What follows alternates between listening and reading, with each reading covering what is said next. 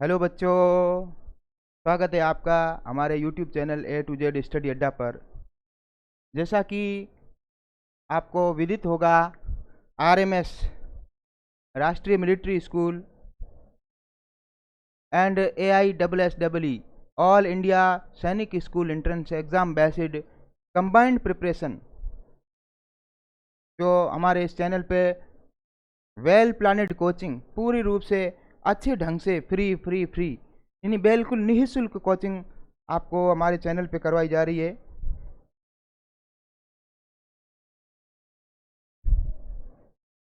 जिसमें ये हमारी लिटिल स्टार स्मार्ट टीचर्स की, जिसको बोल सकते हैं मेरे एक्स स्टूडेंट्स, ये 9th क्लास पास करके 10th में है और ये 4th में है। ये JNV रीजनिंग करा रहा है और ये RMS और AISSEE की रीजनिंग करवा रहा है। इंग्लिश और मैथ मैं खुद ले लूँगा और हिंदी में भी एक ऐसा व्यवस्था कर रहे हैं। बहुत अच्छे ढंग से बच्चे बता रहे हैं। तो ये GK, इंग्लिश, मैथ्स और सब्जेक्टिव जो भी ये सिलेबस है पूरा आपको कवर करवा दिया जाएगा। तो आप निरंतर हमारे चैनल को देखते रहें, जिससे आपका बेसिक जो स्किल्स हैं वो डेवलप हो जाएंगे। तो आज हमारा टॉपिक है rearrangement of words. Rearrangement of words means putting jumbled और mixed up words in the correct grammatical order. Jumbled और mixed up words, jumbled letter तो तुमने पढ़े होंगे बच्चों ने। जम्बल्ड लेटर्स यानी प्राइमरी क्लासेस में होते हैं। अल्फ़ाबेटिक जैसे कोई स्पेलिंग होती है वो उल्टी फुल्टी करके लिख देता है। जैसे मान लो उसने लिख दिया, ये अब कोई सार्थक मीनिंग नहीं है, इसको बोले जम्बल्ड लेटर्स को सही करके बताओ, तो बच्चे यूं करके बता देते हैं सर ये तो फैन की मीनिंग बताई हुई है। उसी प्रकार से ये वर्ड्स जो हैं ये भी उनका सही क्रम नहीं है। तो सही क्रम को जमा करके अपने को एक सेंटेंस ग्रामेटिकल ऑर्डर होना चाहिए, जो फिक्स ऑर्डर होता है वो होना चाहिए टू फॉर्म मीनिंगफुल सेंटेंस, और जिससे एक सार्थक एक अर्थ निकल जाए। वो अपना आज का टॉपिक है रीअरेंजमेंट ऑफ वर्ड्स, यानी वर्ड शब्दों को पुनः व्यवस्थित कर करके रख करके एक सार्थक वाक्य बना करके दिखाओ। अब ये है बेसिक सेंटेंस स्ट्रक्चर। फॉर्मूला क्या होता है, एक वाक्य का फॉर्मूला क्या होता है। सबसे पहले सब्जेक्ट आना चाहिए, फिर वर्ब आना चाहिए, फिर ऑब्जेक्ट आना चाहिए। उदाहरण के लिए ये रख रखा है सी, ये सब्जेक्ट है, काम करने वाला, कर्ता सब्जेक्ट होता है। वर्ब जो काम किया जाता है वो वर्ब कहलाता है, और ऑब्जेक्ट जिस पर प्रभाव पड़ता है वह ऑब्जेक्ट होता है। जैसे इसमें लिखा है सी Yeats an apple. C Yeats an apple, सी यानी वह काम करने वाली कोई है। ईट्स, ईट्स उसने क्या किया, खाया, तो ये वर्ब हो गई, काम की क्रिया हो गई। एप्पल, एप्पल एक ऑब्जेक्ट है जिस पे प्रभाव पड़ा है ना, वो खत्म हो गया खाएगी तो, और उससे पहले आर्टिकल भी एन अपने को उसके अनुसार लगाना पड़ता है। चलिए अपने प्रश्नों पे आते हैं। पहला प्रश्न है,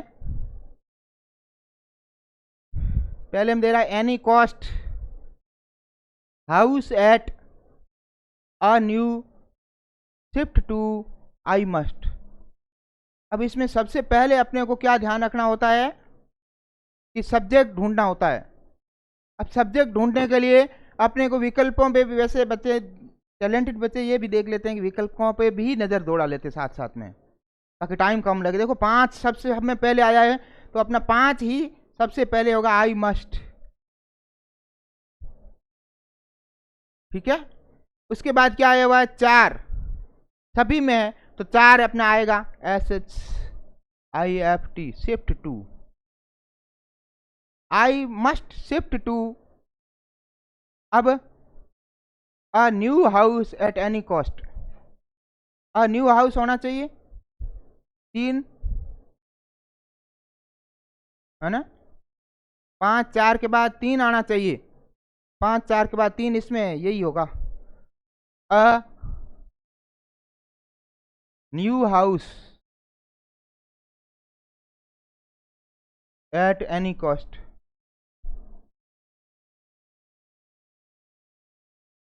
यानी मुझे किसी भी हालत में नए घर में शिफ्ट हो जाना चाहिए, वहां पर चले जाना चाहिए।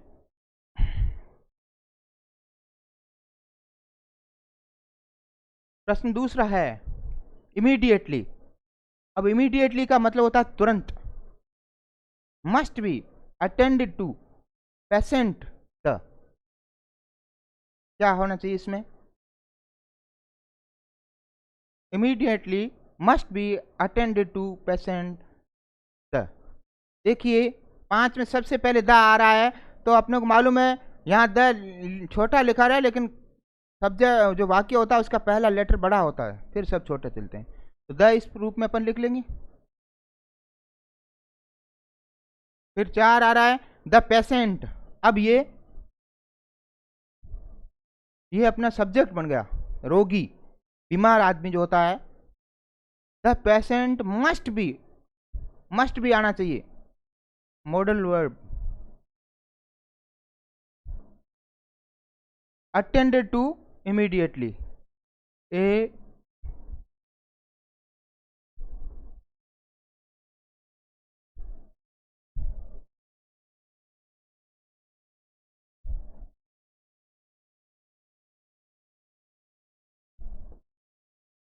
यानी रोगी को तुरंत उसको अटेंड करना चाहिए, तुरंत उसको हॉस्पिटल में ले लेना चाहिए, उसका उपचार चालू करना चाहिए। बाकी जो पूछताछ करते हैं वो प्रोसेस होती है, वो बाद में होनी चाहिए, उसको पहले उपचार होना चाहिए। नहीं तो कई बार उसको एडमिट करने के प्रोसेस में बहुत सारा टाइम लगता है। तो इस प्रकार का जो पेशेंट होता है वह ज़्यादा सीरियस होता है, तो उसको बाद में प्रोसेस होती है और उसको पहले से ही उपचार शुरू कर दिया जाता है। तो इसका अपना आंसर क्या बैठ जाएगा? द पेशेंट, यानी 5वां पहले, फिर क्या आपने लिखा है? मस्ट बी दूसरा, द पेशेंट,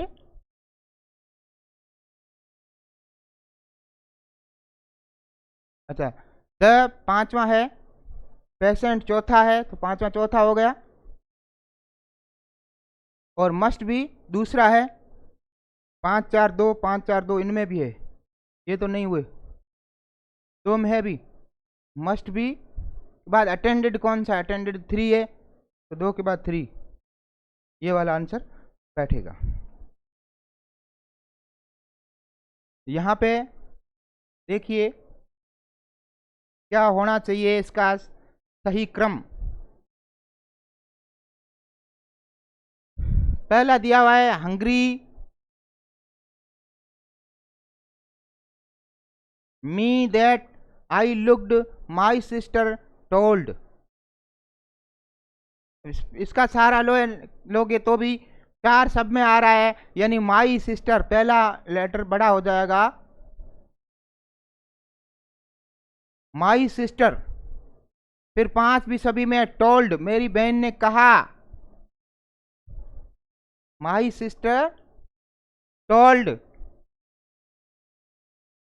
मी दैट, ये आना चाहिए, me that I looked hungry.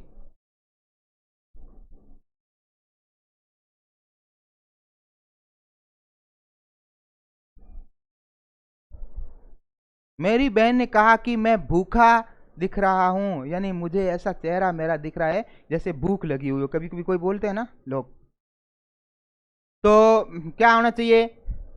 4 5 तो सभी में दे रखे हैं। उसके बाद क्या आना चाहिए? मी डेट 2 है, 4 5 के बाद में 2 इसी में है।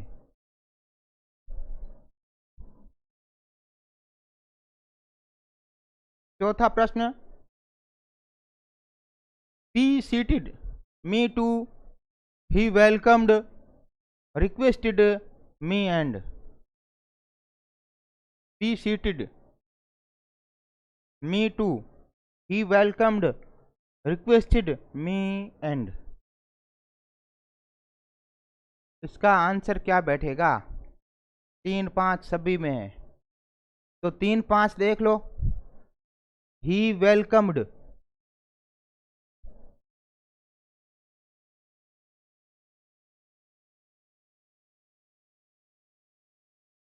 ही welcomed me and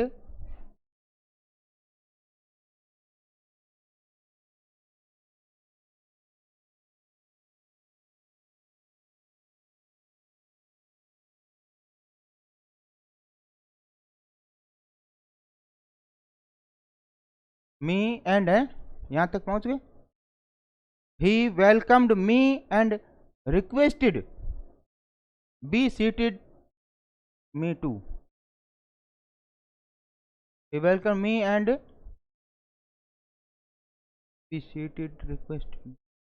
he welcomed me and requested, request किया,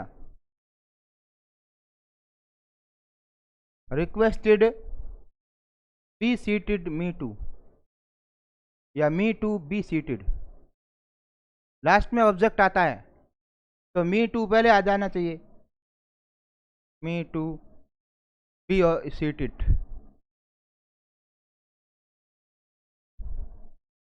उसने मुझे मेरा स्वागत किया और रिक्वेस्ट किया मुझे भी बैठ जाना चाहिए सीट पर।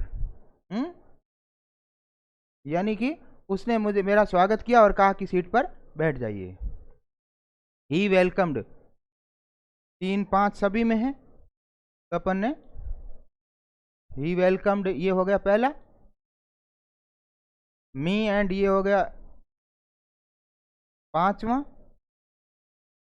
अब रिक्वेस्टेड, रिक्वेस्टेड चौथा, मी टू दूसरा, बी सीटेड कौन सा है, एक है।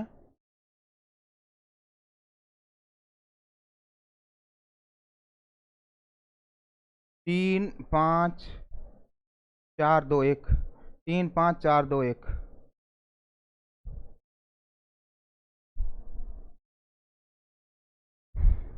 अगला unhappy I did I was दो नॉट ग्रम्बल। क्या आना चाहिए? देखो 4 3 सब में आ रहा है, 4 3 2, ओ यू जी एच, दो यानी यद्यपि, और 3 में है आई वाज, तो I was.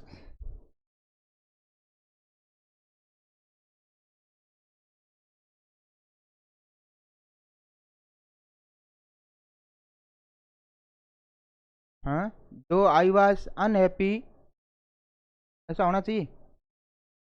I did not grumble यही होना चाहिए, ग्रम्बल क्यों लास्ट में आना चाहिए ऑब्जेक्ट। तो I was not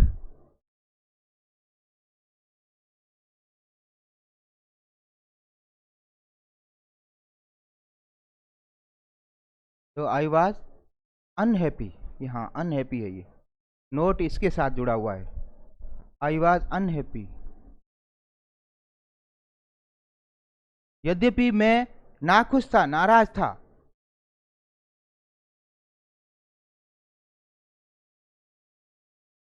I did not grumble, I did not grumble. Grumble यानी बड़बड़ाना। यद्यपि मैं नाखुश था, नाराज था, लेकिन मैं फिर भी बड़बड़ाया नहीं, ऐसा मुंह से बोल करके जताया नहीं। तो 4 3 तो सब में आ गए, ये 2 4 और 3 में आईवाज है। अनहैप्पी 1, 4 3 1, 4 3 1 2 में पड़ा है अभी।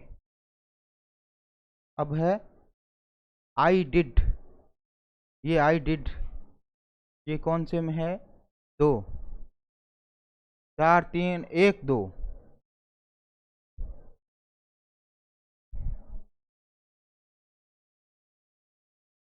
छठा प्रश्न है the experience I was by disheartened in fact.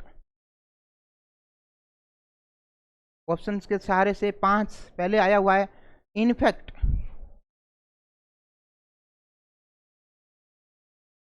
In fact, I was, वास्तव में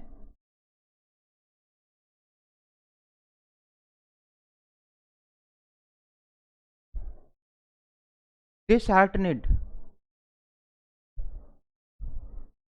disheartened, disheartened by the experience.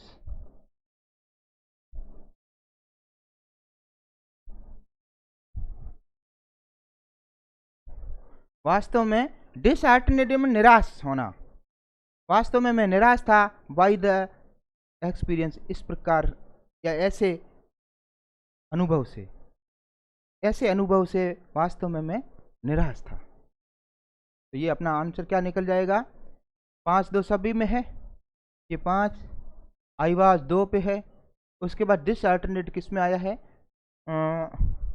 4 में, तो 5-2-4, 5-2-4 इसमें है, इसमें है।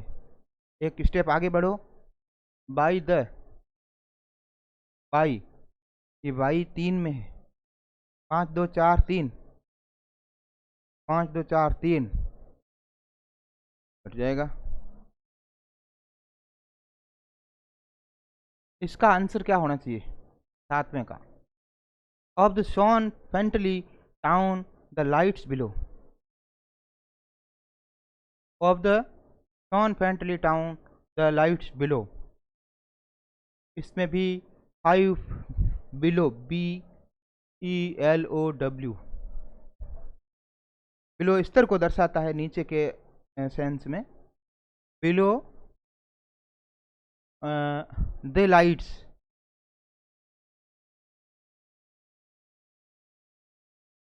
Below the lights of the town, of the, अब आ जाएगा टाउन, शॉन फेंटली,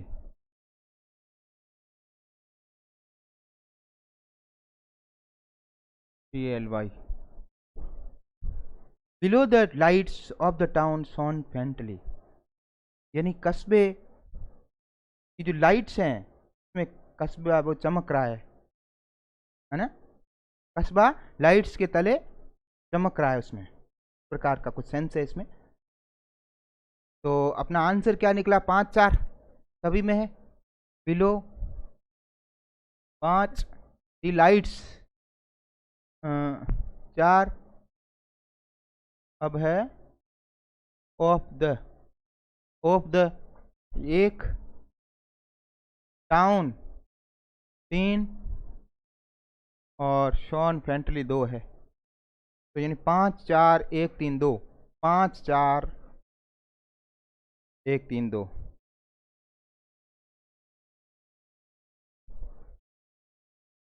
देखिए अच्छे से समझ करके, been forced of milk the consumption to reduce, I have, subject पहले आना चाहिए, सब्जेक्ट आई हैव, आई से शुरू करते हैं ना अपन,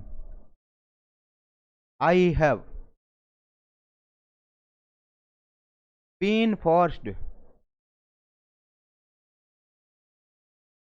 FORCED, फोर्स्ड यानी प्रेशर दिया जा रहा है या उसको फोर्स किया जा रहा है, अपन बोलते हैं I have been forced, forced of milk to reduce the consumption of milk, या to reduce of milk the consumption, I have been forced, forced to reduce of the milk, of the milk, to reduce, milk को कम करना, दूध को कम करना, of milk, to reduce,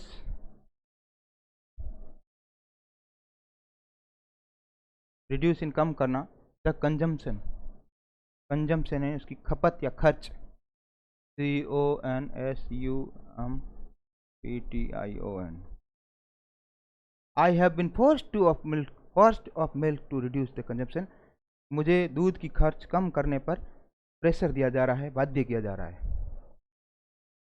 तो I have 5, 1 सभी में है, बीन फोर्स्ड 1, ऑफ मिल्क 2, ठीक है ना।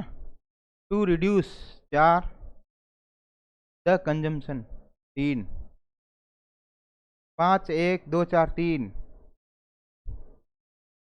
2 4 3।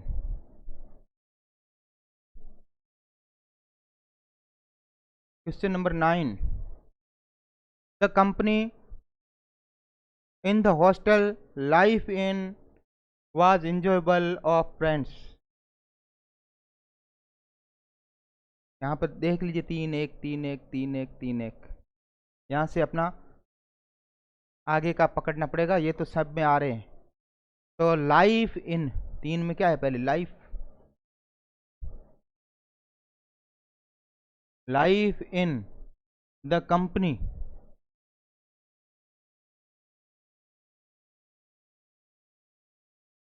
Life in the company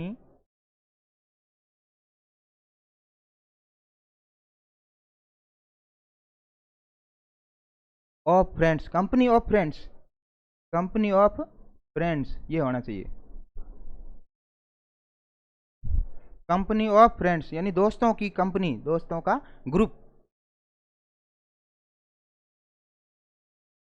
was enjoyable in the hostel, was enjoyable आना चाहिए और इन द हॉस्टल ऑब्जेक्ट लास्ट में आना चाहिए। तो वाज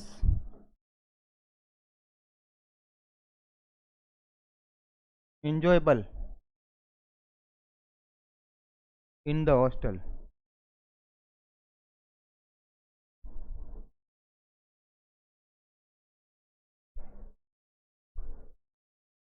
यानी कि जो हॉस्टल के दिनों में है वो जो दोस्त होते हैं वो इंजॉय करते हैं उस दिनों, उन दिनों को। Life in the company of friends यानी दोस्तों का वो जो ग्रुप होता है, was enjoyable in the hostel, hostel में उस समय आनंद के दिन होते हैं। अब है 3 1 सब में आ गया, द कंपनी एक हो गया ये। फिर है ऑफ फ्रेंड्स, ऑफ फ्रेंड्स 5, देखो 3 1 5, 3 1 5 3 1 5 यहाँ नहीं है, तो ये फ्रेंड्स के बाद में है वाज इंजॉयबल, ये कौन सा चौथा, 3 1 5 के बाद 4, 3 1 5 4।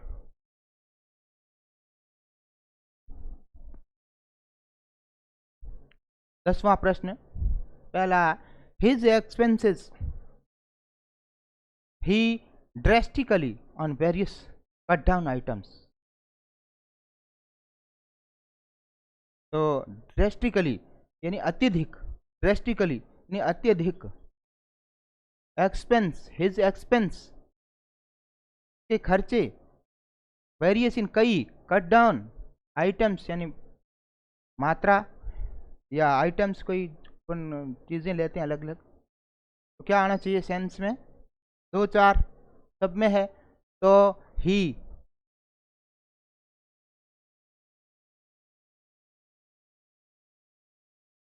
ड्रेस्टिकली,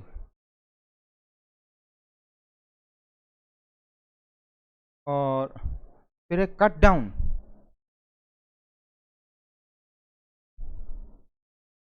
उसने बहुत अधिक कट किया, हिज एक्सपेंसेस अपनी खपत को, on various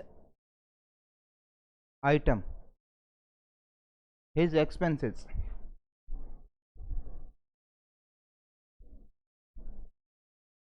his expenses on various, on various items. He drastically cut down his expenses on various items। उसने अपनी खपत को, कुछ आइटम को बहुत कम कर दिया। तो he drastically 2, cut down 4, his expenses 1,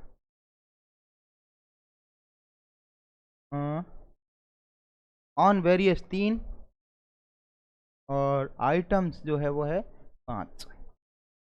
2 3 2 4 1 3 5, 2 4 135। तो इस प्रकार से आज के टॉपिक से, है ना, रीअरेंजमेंट या जम्बल्ड वर्ड्स से हमने पहला टॉपिक स्टार्ट किया जो आरएमएस सिलेबस से रिलेटेड है। आप निरंतर हमारी क्लासेस को देखते रहिए। हम पूरा प्रयास कर रहे हैं कि बच्चों का बेसिक स्किल किस प्रकार से डेवलप हो, उनको उनमें निखार कैसे आए, वो इन प्रश्नों को कैसे सरलता से हल कर सकें, उनका मन एकदम बिल्कुल खिल जाए किताबों में और वो अपना भविष्य संवार सकें। तो आप बिल्कुल, हम पूरे सत्र की निःशुल्क कोचिंग दे रहे हैं। तो आप हमारे चैनल को अधिक से अधिक बच्चों को शेयर एंड सब्सक्राइब करवाइए। हमारी मेहनत बेकार नहीं जानी चाहिए। आप अपने बच्चों को ज़रूर वीडियोस शो करवाइए और कुछ बेहतर लगे तो बच्चे अपने आप देखेंगे, अन्यथा आप अपने और भी कोई प्लेटफॉर्म है वहाँ से भले ही देखिए, ऐसी कोई बाध्यता नहीं है। जुड़े रहें, हम हमारा बेस्ट देने का प्रयास कर रहे हैं। बाकी तो सब जो मेहनत करता है उसका फल उसको मिलता ही है। मिलते हैं कल एक नए और वीडियोज़ के साथ। तब तक के लिए बाय बाय, थैंक यू।